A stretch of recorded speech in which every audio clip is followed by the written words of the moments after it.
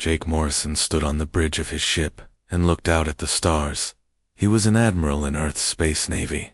His ship was called the ESS Defiance. It was one of the biggest ships humans had ever built. But today, Jake felt very small.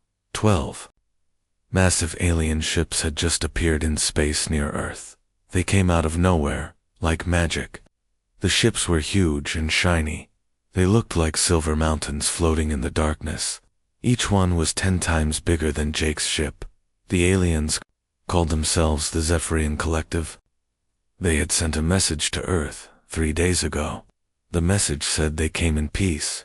They wanted to help humanity join the galaxy. They said humans were young and needed guidance. Jake read the message again on his screen. The words seemed nice, but something felt wrong. The aliens talked to humans like they were children. They used words like the young ones and those who need our help. Jake had been a soldier for 30 years. He knew when someone was talking down to him. Dr. Lisa Carter walked onto the bridge. She was Earth's best scientist for studying aliens. She carried a thick folder full of papers. Her face looked worried. "Admiral, I have finished reading all their messages," Lisa said. "These aliens have done this before, many times." Jake turned to look at her. "What do you mean?" Lisa opened her folder. "They have contacted 47 other planets.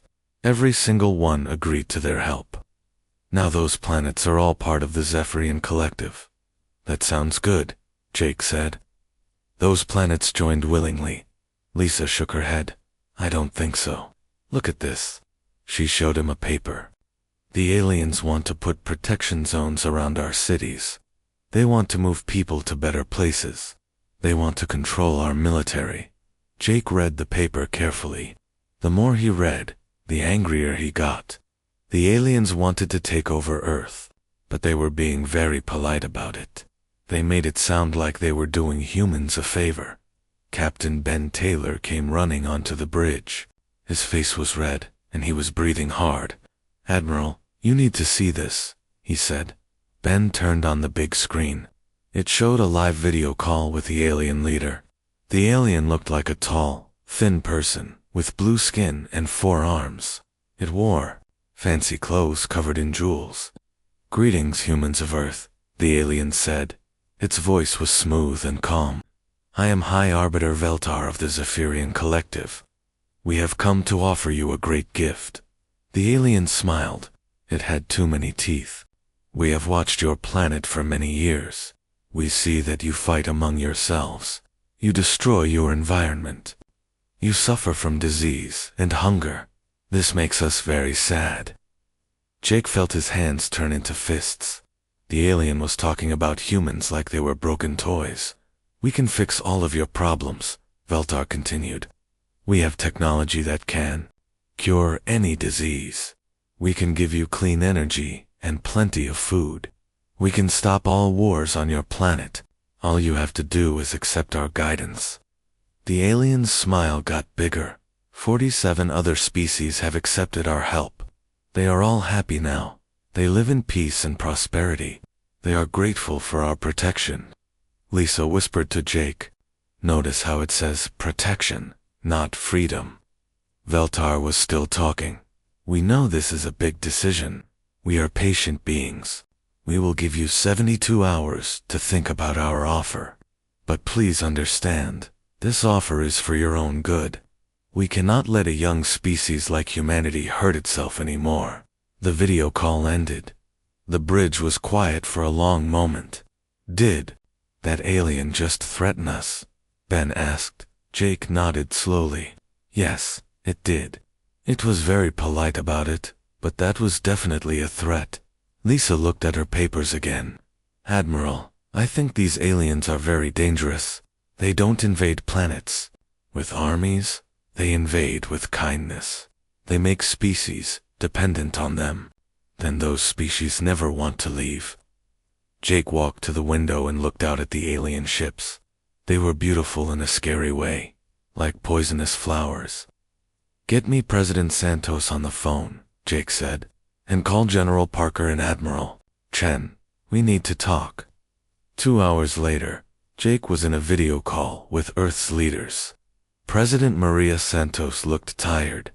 She had been dealing with the alien situation for 3 days without sleep. "What do you think, Admiral?" she asked. "I think they're lying," Jake said. "They say they want to help us, but they really want to control us. Look at their demands. They want our cities, our people, and our military. That's not help. That's conquest." General Steve Parker nodded. "I agree. My intelligence teams have been studying their other conquests. Every planet that joined them lost its independence within a year. Dr. Lisa Carter showed her research too. The pattern is always the same. The Zephyrians offer help, the planet accepts. Then the Zephyrians slowly take control of everything. They call it a transition period, but it never ends." President Santos rubbed her temples. "The whole world is watching this. Half the people want to accept their offer. They see free technology and no more wars. They think it sounds wonderful." "Maybe those people are right," said Admiral Chen. "Maybe we should accept. These aliens have weapons we can't imagine. If we refuse, they might destroy us." Jake shook his head. "No. If we accept, they will destroy us anyway. Just slowly, over many years. They will take away everything that makes us human." The president looked around the room. "So what do we do?" Jake smiled for the first time in 3 days. It was not a nice smile. "We do what humans do best. We fight. Against 12 ships that big." Admiral Chen asked. "That's suicide." "Maybe," Jake said. "But slavery is worse than death. And besides, these aliens made one big mistake." "What mistake?" President Santos asked. Jake pointed to his screen, which showed the alien ships. "They think humans are weak because we fight among ourselves. They don't understand that our wars made us strong. They've been conquering peaceful species for centuries. They have no idea how to fight an actual war." Lisa smiled too. "And they gave us their technology as gifts. I've been studying it. I think I know how to hurt them." President Santos was quiet for a long time. Finally, she spoke. "Admiral Morrison, I'm giving you command of this operation. Do whatever you need to do. But remember, the whole human race is counting on you." Jake saluted. "Yes, ma'am, we won't let you down." As the video call ended, Jake looked out at the alien ships again. They hung in space like sleeping giants. Beautiful, powerful, and completely sure of themselves. High Arbiter Veltar probably thought humans would be grateful for the offer. Most species were. They saw the benefits and ignored the cost. But humans were different. Humans had been fighting for freedom since the beginning of time. They knew the difference between help and control. The aliens expected kindness and gratitude. They expected humans to surrender with smiles and thank you letters. They were about to learn that they had made a very big mistake. Colonel Ryan Mitchell sat in his office deep underground. Above him, people in the city were getting ready for bed. They had no idea that Ryan was planning the biggest military operation in human history. Ryan looked at his computer screen. It showed a map of the whole world. Red dots marked every military base on Earth. Green lines connected them all.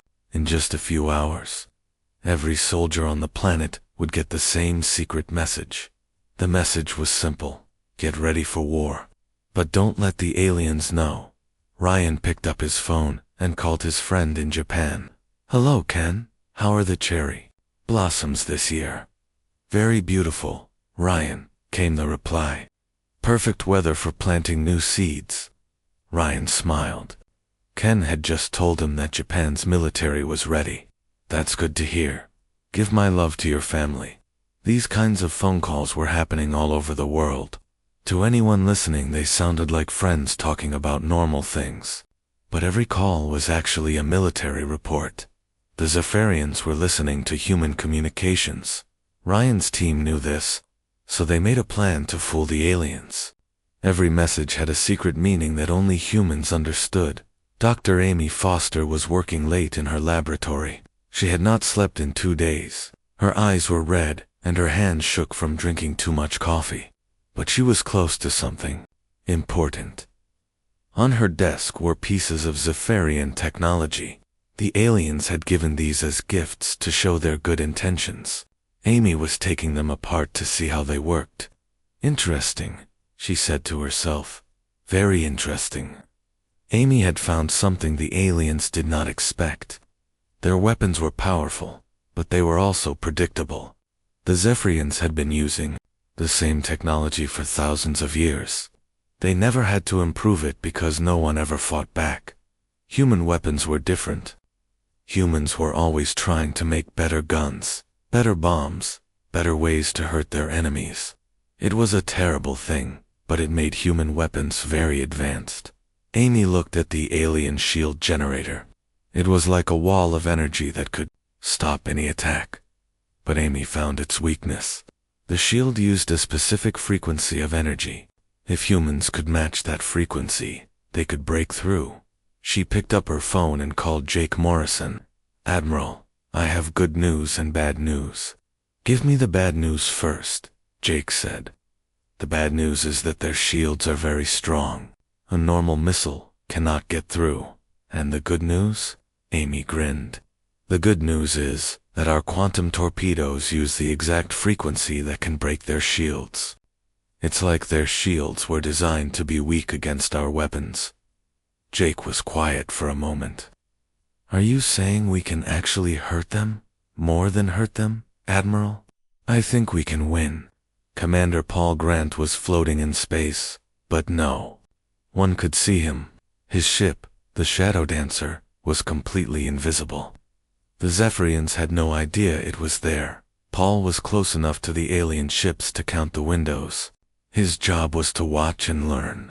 Every few hours, he sent a secret report back to Earth. This is Shadow Dancer, he whispered into his radio. The aliens are getting ready for something. Their big ships are moving into position over our major cities. Paul watched through his telescope as the alien ships slowly moved through space. They were beautiful, but scary, like metal sharks swimming through the darkness. Admiral Morrison, I can see inside their ships, Paul continued. They have a lot of soldiers, but they don't look like fighters. They look more like police officers, or security guards. This was important information. It meant the Zephyrians were not expecting a real war. They thought they would just need to keep humans under control. Hi, Arbiter. Veltar stood in his command room and looked down at Earth. The blue and green planet looked so peaceful from space. Soon it would be another jewel in the Zephyrian crown. Report, Veltar said to his aide. The humans are responding exactly as expected. Hi, Arbiter, the aide replied. We are detecting increased communication between their leaders. They are scared and confused. Some want to accept our offer. Others want to refuse. Veltar nodded. This always happened. Every species went through the same stages. Fear, confusion, arguing, and finally acceptance. Have they started preparing welcome ceremonies? Veltar asked. Yes. Hi, Arbiter. Several human cities are planning parades and celebrations for when we arrive. Veltar smiled. Humans were even easier than most species. They actually wanted the Zephyrians too come down to their planet. It would make the takeover very simple. What about their military? Veltar asked. Nothing to worry about, High Arbiter. Their weapons are primitive. Their ships are small and slow.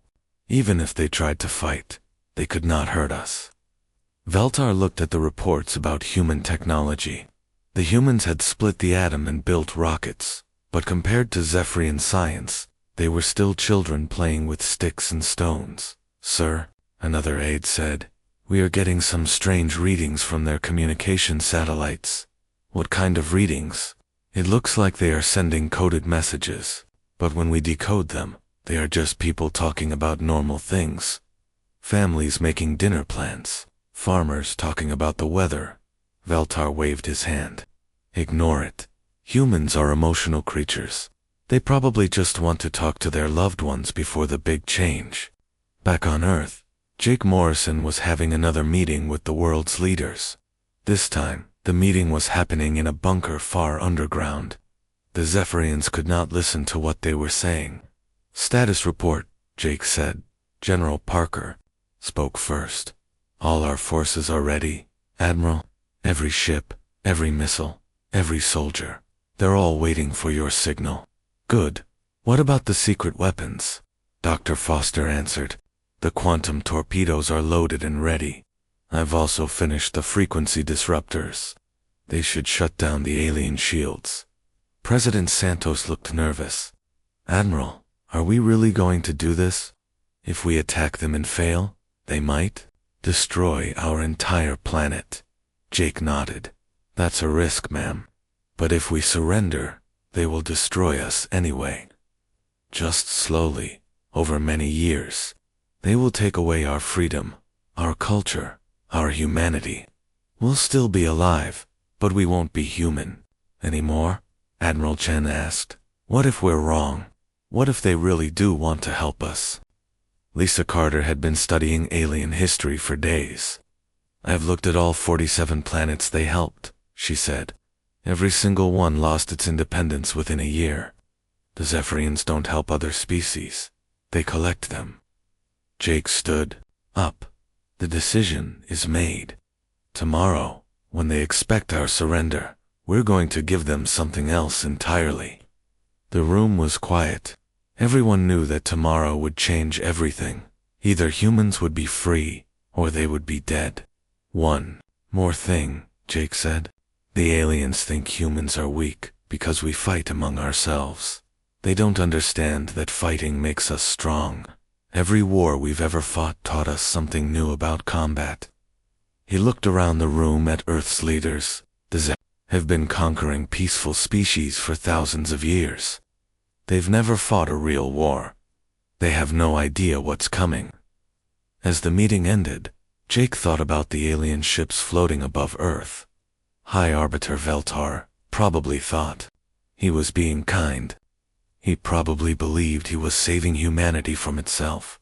But Jake knew better. The Zephyrians weren't saviors. They were predators who had learned to hunt with smiles instead of teeth. Tomorrow, they would learn that humans had teeth of their own. Ambassador Kate Morgan stood in front of the huge alien council chamber. She was wearing her best dress and her most polite smile. But inside, her heart was beating like a drum. Kate looked around the room. 12 Zephyrian leaders sat in tall chairs that looked like thrones. High Arbiter Veltar sat in the middle, wearing robes covered in jewels. He looked very pleased with himself. "Welcome, Ambassador Morgan," Veltar said. His voice was smooth and kind. "We are so happy that you have come to accept our generous offer." Kate bowed politely. "Thank you, High Arbiter. I bring greetings from the people of Earth." "Wonderful," Veltar said. "We have prepared everything for the transition period. Our ships are ready to establish protection zones around your major cities. Our administrators are ready to help your governments work more efficiently." Kate nodded and smiled. "Your offer is very generous, High Arbiter.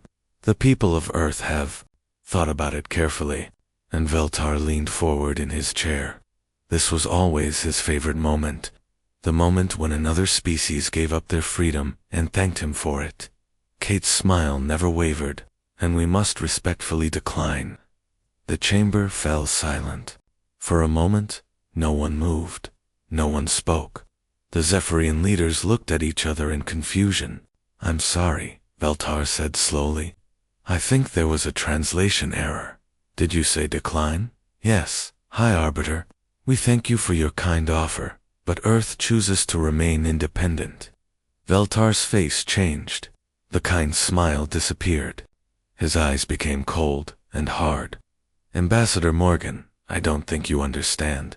This offer is not optional. We cannot allow a violent species like humanity to continue hurting itself and others." Kate kept smiling. "We understand your concerns, High Arbiter, but humans prefer to make their own mistakes and learn from them." "That is not acceptable," Veltar said, standing up. No species has ever refused our protection. You cannot be the first. Actually, Kate said, we can, and we are. High up in space, Admiral Jake Morrison was watching everything through a hidden camera in Kate's dress. He felt proud of her. She was brave and calm, even though she was surrounded by angry aliens. Jake turned to his communications officer. Send the signal to all ships. Operation Freedom begins now. All around Earth's solar system, things started happening very fast. On the far side of the moon, missile batteries that had been hidden for weeks suddenly came to life. Their computers locked onto the alien ships. Hundreds of quantum torpedoes launched at the same time. The Zephyrians were completely surprised. Their sensors had not detected any weapons on the moon. They thought it was just a dead rock. High Arbiter, an alien soldier shouted, "We are under attack." Veltar spun around to look at the tactical display. Red dots were racing toward his ships from everywhere. Impossible. The humans don't have space weapons, but they did. And the weapons were much better than anything the Zephyrians expected. Commander, Paul Grant was still invisible in his stealth ship. He watched as the quantum torpedoes hit the alien shields. Dr. Foster had been right. The torpedoes punched through the shields like they were made of paper. "This is Shadow Dancer," Paul reported. "Direct hits on targets 1 through 6. Their shields are down." Repeat. "Alien shields are down." The Zephyrian ships tried to fight back, but they were in trouble. Their weapons were designed to scare people, not to fight other spaceships. The bright energy beams looked impressive, but they moved slowly and were easy to avoid. Human ships were different. They were small and fast and hard to hit. They darted around the big alien ships like angry wasps around sleeping elephants. Colonel Ryan Mitchell was leading one of the attack groups. His ship, the Lightning Strike, was much smaller than the alien vessels, but it was also much faster. "Target their weapon systems," Ryan ordered his crew. "Don't let them hurt anyone on Earth." Ryan's ship fired a spread of missiles at the nearest Zephyrian vessel. The aliens tried to turn their ship to avoid the attack, but it was too big and too slow. The missiles hit their target, and the alien ship's weapons went offline. Back in the alien council chamber, Veltar was shouting orders at his staff. "How are they doing this? Where did they get these weapons?" An aide ran up to him with a report. "High Arbiter, they're using our own technology against us. The weapons are based on the gifts we gave them." Veltar felt sick. The Zephyrians had given humans samples of their technology as a sign of trust. The humans had studied those samples and found ways to beat them. "Sir," another aide said, "we're receiving a transmission from the human admiral." "Put it on screen," Veltar ordered. Jake Morrison's face appeared on the big display. He was standing on the bridge of his ship, and he looked very calm for someone who was starting a war. "High Arbiter Veltar," Jake said, "I think we need to talk." "You are making a terrible mistake, Admiral," Veltar replied. "We came here to help you. We offered you peace and prosperity. Why are you attacking us?" Jake's expression was serious. "Because your help comes with chains, Veltar. You want to take away our freedom and call it protection. We've seen what you did to the other 47 species. We won't let you do it to us. Those species are happy," Veltar protested. "They live in peace. No more wars, no more suffering, and no more choices," Jake said. "No more dreams, no more growth. You didn't save those species, Veltar. You turned them into pets." On Earth, people were watching the battle on their televisions. They saw human ships fighting against impossible odds. They saw their military standing up to aliens who had conquered nearly 50 worlds.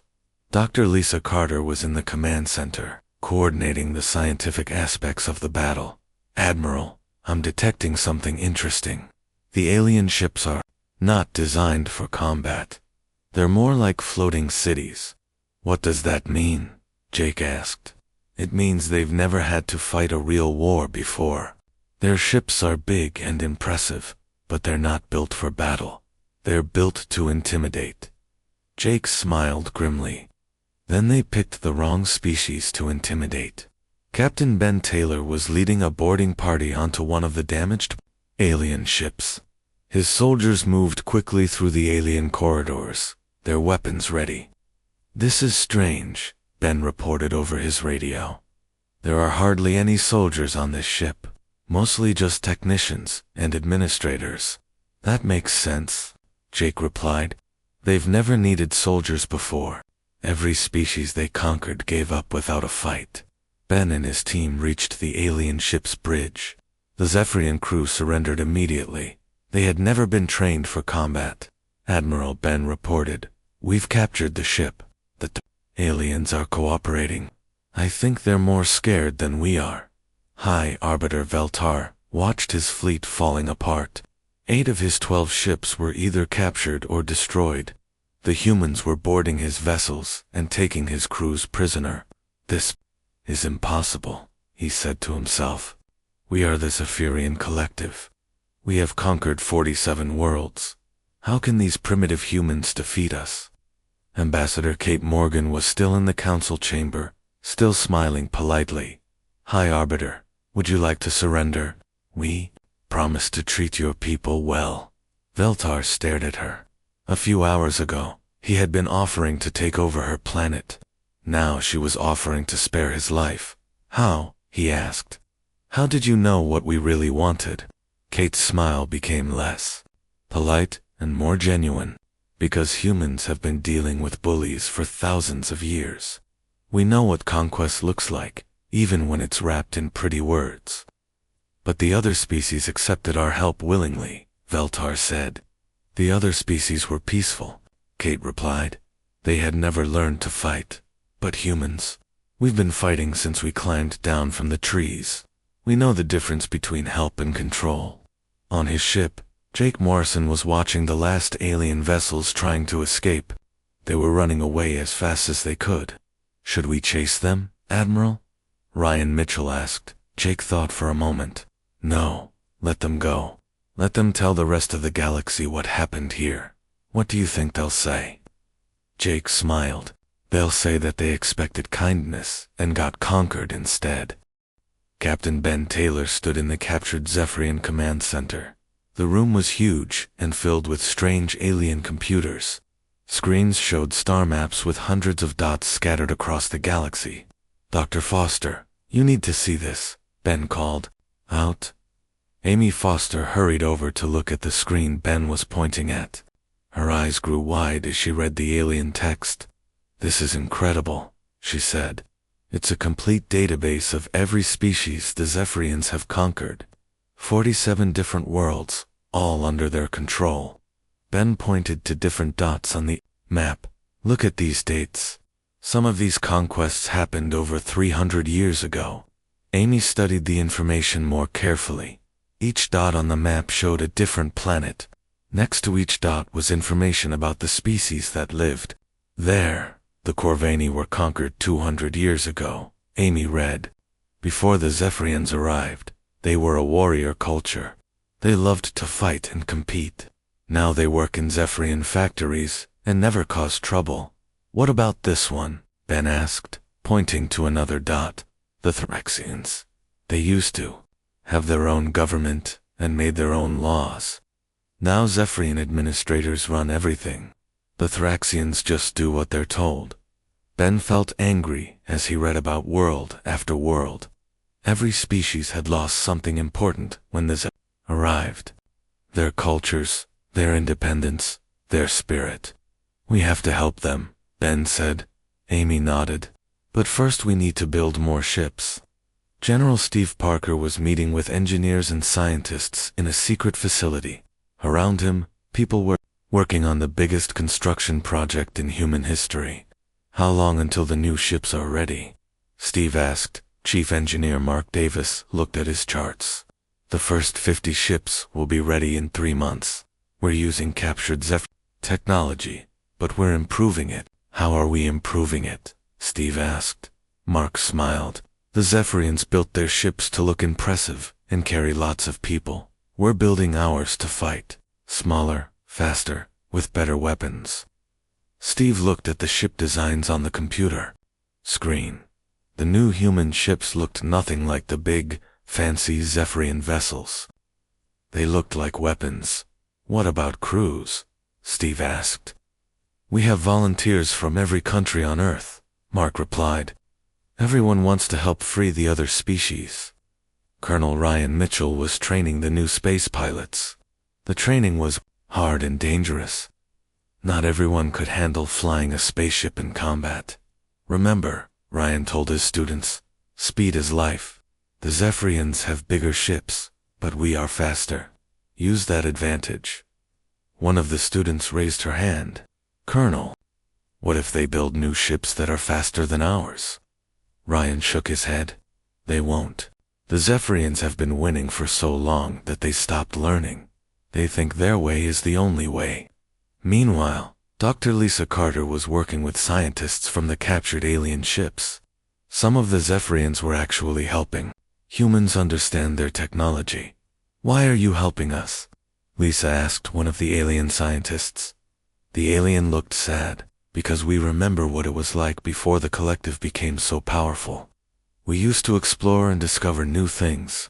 Now we just follow orders and do the same things over and over. Lisa felt sorry for the alien. What's your name? I am called Zira, the alien replied. I used to study stars and planets. Now I just maintain equipment. Well, Zira, would you like to study stars again? We could use your help to navigate to other worlds. Zira's eyes lit up. You would let me do real science again? Of course, Lisa said. That's what freedom means. You get to choose what you do with your life. 6 months after the battle at Earth, the first human liberation fleet was ready. Admiral Jake Morrison stood on the bridge of his new flagship, the ESS Liberty. It was twice as big as his old ship, but still much smaller than the Zephyrian vessels. All ships report ready, Admiral, his communications officer said. Jake looked at the star map. Their first target was a planet called Corva Prime. It was only 50 light-years from Earth. The Corvani people had been under Zephyrian control for 2 centuries. Take us to hyperspace, Jake ordered. The jump to Corva Prime took 3 days. When they arrived, Jake was shocked by what he saw. The planet was surrounded by Zephyrian ships, but they were not warships. They were cargo vessels and transports. They really don't expect anyone to attack them, Jake said to himself. Captain Ben Taylor was commanding one of the smaller attack ships. Admiral, I'm detecting massive cities on the planet's surface, but they all look the same. Jake studied the scans of the planet. Ben was right. Every city looked identical. The same buildings, the same streets, even the same parks. They didn't just conquer the Corvani, Jake realized. They erased their culture and replaced it with their own. The attack on the Zephyrian ships was quick and easy. The aliens had learned nothing from their defeat at Earth. Their ships were still big and slow and vulnerable, but the real work began after the ships were captured. Jake had to figure out how to free an entire planet of people who had forgotten how to be free. The Corvani looked almost human, but they were taller and stronger. Before the Zephyrians came, they had been proud warriors. Now they worked in factories and lived in identical houses. Jake met with the Corvani leaders in what used to be their capital city. The leaders looked confused and scared. We don't understand, one of them said. The Zephyrians protected us. They gave us food and shelter and work. Why did you attack them? Jake tried to explain. Because protection without choice is not protection. It's slavery. Another Corvani leader spoke up. But we were happy. No one fought anymore. No one went hungry. There were no problems and no dreams, Jake replied. No challenges, no growth. Tell me, when was the last time one of your people invented something new? The Corvani leaders looked at each other. They couldn't remember. Dr. Foster was working with Corvani scientists in their research facilities. What she found made her sad and angry. They've been doing the same experiments for 200 years, she told Jake. The same research, over and over, never learning anything new. Why? Jake asked. Because the Zephyrians told them what to study, and the Zephyrians only care about maintaining control, not about discovering new things. Jake met with a group of young Corvani. They were different from their elders. There was something in their eyes that reminded Jake of human teenagers, a desire for something more. What do you want to do with your lives? Jake asked them. One young Corvani, barely an adult, stepped forward. I want to explore space. I want to see other worlds. When was the last time a Corvani left this planet? Jake asked. Never, the young one replied. The Zephyrians said it was too dangerous. Jake smiled. Would you like to come with us? We could use some help exploring the galaxy. The young Corvani's eyes lit up. Really? I could leave Corva Prime? If that's what you choose to do. Within weeks, things on Corva Prime began to change. The Corvani started asking questions they hadn't asked in centuries. Why did they all live in the same kind of houses? Why did they all do the same kind of work? Why had they stopped exploring space? Some of the older Corvani were scared of these changes. They wanted the Zephyrians to come back and make everything simple again. But the younger ones embraced their new freedom. They started learning about their own history. They discovered that their ancestors had been explorers and warriors and artists. We want to help you, the young Corvani leader told Jake. We want to help free the other worlds. Jake was pleased, but not surprised. Why? Because we know what it's like to lose our freedom. We don't want other species to suffer like we did. As the human fleet prepared to leave Corva Prime, Jake received a message from Earth. More ships were ready. More volunteers wanted to join the liberation campaign. But he also received disturbing news. The Zephyrians were not sitting idle. They were gathering their forces from across the galaxy. They were preparing for war. Admiral, Captain Ben said, are we ready for a real fight against their entire fleet? Jake looked at the star map, showing all the worlds still under Zephyrian control. We have to be ready, Ben. There are billions of people counting on us. What if we lose? Jake thought about the young Corvani, who wanted to explore space. He thought about Zero, the alien scientist who wanted to study stars again. He thought about all the species who had forgotten what freedom felt like. Then at least we tried, Jake said, and maybe that will inspire others to keep fighting. As the human fleet jumped to hyperspace, heading for their next target, Jake knew that the easy victories were over. The Zephyrians would be ready for them now, but humans had never backed down from a difficult fight, and they weren't going to start now. Admiral Jake Morrison stood in the great hall that used to belong to the Zephyrian High Council. The building was huge and made of white stone that seemed to glow in the light. But today, it was filled with beings that the Zephyrians had never expected to see here. Representatives from 48 different worlds sat in chairs arranged in a big circle. There were tall, strong Corvani warriors. There were small, clever Thraxians with their big eyes and quick hands. There were beings that looked like crystals and others that seemed to be made of light. All of them had one thing in common. They were free. Jake looked around the room and felt proud. 2 years ago, these species had been slaves. They had lived under Zephyrian control for so long that many had forgotten what freedom meant. Now they were making their own choices again. President Maria Santos stood up to address the crowd. She looked older than she had 2 years ago. The war had been hard on everyone, but especially on the leaders who had to make the difficult decisions. Friends, Maria said, we gather here today to create something new. Not an empire like the Zephyrians built. Not a collective that controls other worlds. We want to build an alliance of free peoples. The crowd listened carefully. Many of them still remembered what it was like to have others make all their decisions for them. Each world will govern itself, Maria continued. Each species will choose its own path. We will trade together, explore together, and help each other. But no one will be forced to do anything they don't want to do. A Corvani warrior named Krell stood up. He was 7 feet tall and covered in scars from the battles to free his people. What about defense? The galaxy is a dangerous place. What if someone else tries to conquer us? Jake stepped forward to answer. If any member of our alliance is attacked, all of us will help defend them. But we will only fight to protect, never to conquer. A small Thraxian named Pip raised her hand. What if some worlds don't want to join us? What if they want to stay isolated? Then they can stay isolated, Maria replied.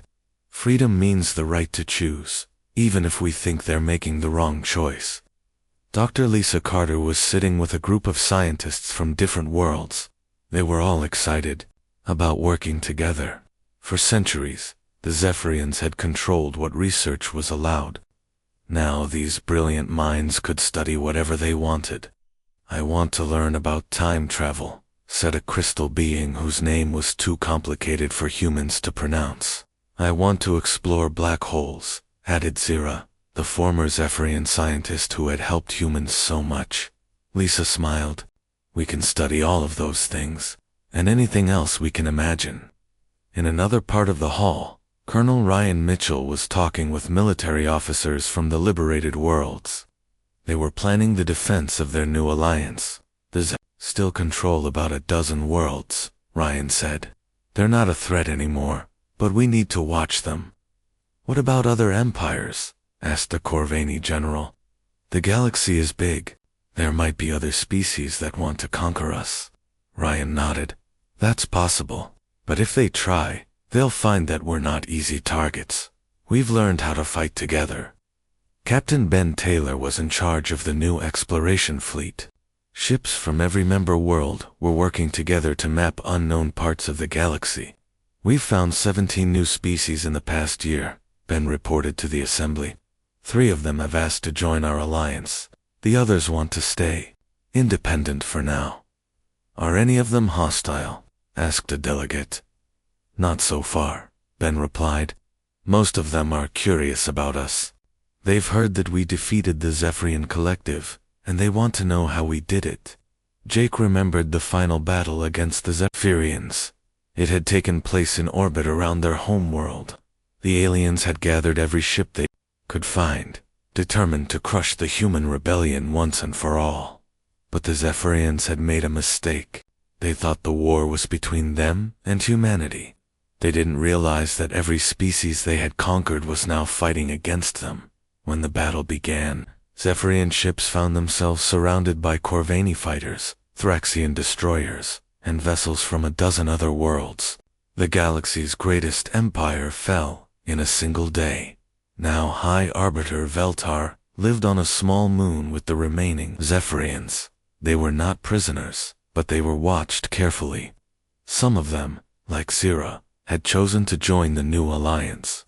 Others preferred to live quietly and think about their past mistakes. Admiral Morrison said, a voice behind him. Jake turned around. It was Ambassador Kate Morgan, the woman who had been brave enough to refuse the Zephyrians' demands 2 years ago. Kate, how are you? Jake asked.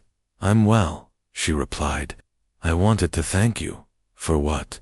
For believing that freedom was worth fighting for. Jake looked around the hall again. Children from different worlds were playing together. Scientists were sharing discoveries. Artists were creating new kinds of beauty by combining their different cultures. It was worth it, Jake said. Dr. Amy Foster approached them, carrying a tablet computer. Admiral, I have the final report on our technology development. What does it say? Jake asked. Amy smiled. Our technology is now more advanced than anything the Zephyrians ever had. But more importantly, we're still improving. Every day, people from different worlds are working together to create new things. Like what? Medical treatments that can cure diseases we've never seen before. Engines that can travel faster than light without using hyperspace. Art that combines music and light in ways that no single species could imagine. Jake felt a deep satisfaction. The Zephyrians had tried to control knowledge and creativity. They had wanted to keep everything the same forever. But freedom had unleashed something much more powerful than any weapon. As the day's meetings ended, Jake walked outside to look at the stars. The sky was full of ships from many different worlds. Some were heading home to their families. Others were leaving to explore distant galaxies. President Santos joined him on the balcony. "Any regrets, Admiral?" she asked. Jake thought about all the people who had died in the war, all the difficult decisions they had made, all the times they had almost given up. "No regrets," he said finally. "The Zephyrians offered us peace and prosperity, but they wanted to give it to us like a gift, not let us earn it ourselves. And now every species gets to make their own mistakes and learn from them. Some will fail, some will succeed beyond their wildest dreams, but they'll do it as free beings." Maria nodded. "The Zephyrians expected us to be grateful for comfortable slavery. They thought we would thank them for taking care of us. Instead, we showed them something they had never seen before," Jake said. "A species that preferred dangerous freedom to safe captivity." As they watched, a ship full of young explorers from 6 different worlds jumped to hyperspace. They were heading for the edge of the galaxy, hoping to find new wonders and new friends. "Where do you think they're going?" Maria asked. Jake smiled. "Wherever they want to go. That's the point." In the distance, the lights of the city twinkled like earthbound stars. Each light represented someone making their own choices, following their own dreams, building their own future. The Zephyrians had expected kindness from humanity. They had expected gratitude and submission. They had expected humans to accept their gifts and surrender their freedom. Instead, they had gotten something entirely different. They had gotten conquered by an idea more powerful than any weapon, that all beings deserved the right to choose their own destiny. And that idea was spreading across the galaxy, carried by ships full of free beings who refused to accept chains, no matter how comfortable those chains might be. The war was over. The real work of building a free galaxy was just beginning.